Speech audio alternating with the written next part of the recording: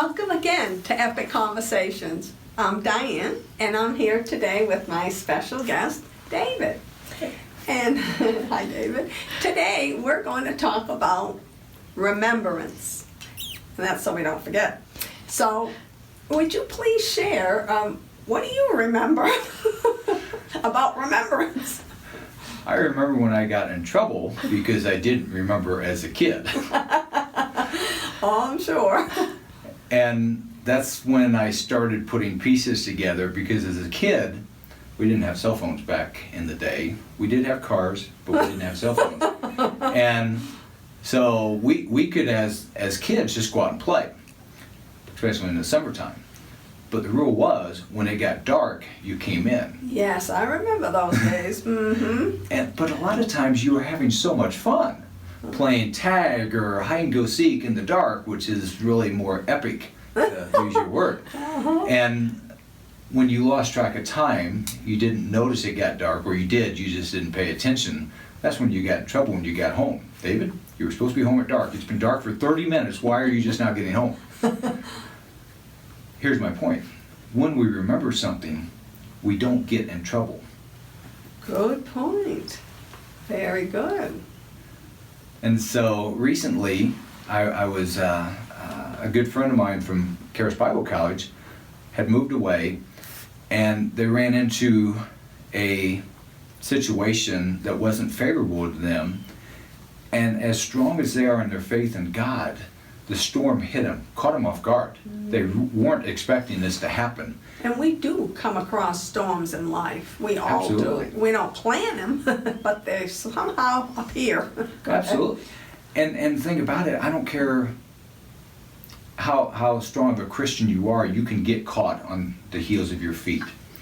And that's what happened to them. They got there knowing God had called them, knowing God was doing this stuff, and suddenly the world came up, and they weren't expecting it at all. And they were trying to stand in faith, him and his wife, and after a couple of days he called me up. He said, David, this is going on. And he was still working for me at the time, and he said, is there anything the ministry can do? And I'm just like, there isn't. But him and I had a previous encounter when we worked together at the ministry of another individual who had a similar story with a house and a home loan, very comparable story. And I said, well, remember when this happened? Remember when the bank said no, when they'd said yes? And my friend's like, yeah, I remember that. And what did we do? We prayed, and we bound things that the bank was trying to do, and we loosed the favor of God. That's 2 hours later, he calls us up and said, you won't believe this. Well, we did. We don't believe. And said, the bank just approved everything. I'm closing in an hour. Praise God. So you were able to bring him back to a place of remembrance in a situation in the past where God showed up. Exactly. Where God answered prayer. And then here he is again, or in this situation, another storm. How are we going to handle this storm? And that was how he handled it. Bringing him back to remember. And then what did we do last time? Oh, bound what needs to be bound and loosed what needs to be loosed. And he ended up getting the answer to his prayer. He did. And as the body, that's what we're supposed to do, because the storm can hit any of us. And if we're there to support the individual that the storm is hitting and remind them of stuff. Yes. And so as soon as we prayed, the next day he calls me up and said, David, guess what? And everything worked out. And here's what I learned from that experience is, in the Old Testament, you were always hearing about them building an altar of remembrance where God moved. In Joshua, That's right. in Joshua, they crossed the Jordan. After they get across the Jordan on dry ground, by the way, God tells them, grab 12 stones from the river bottom before I let the water go again. And when you get to where you're camping tonight, build an altar with those 12 stones that came from the bottom of the Jordan River that wasn't there because God dried it up so they could cross. And so he said, do that, so that when the children come, when your children come later and ask, what are those 12 stones stacked up for? You can tell them how God moved. and what God did. And they'll be like, oh, wow, that is really cool. And out of all that, I realized God is moving in our life all the time. And as such, we need to make notes of those movements of God, so that when the storm comes, and maybe the storm hits you, and you're not in a place to call myself or Leslie or even John, and the storm is hitting you, if you build those altars in your mind of when God moved, the storm should only be able to push you back to your last altar. That's pretty good.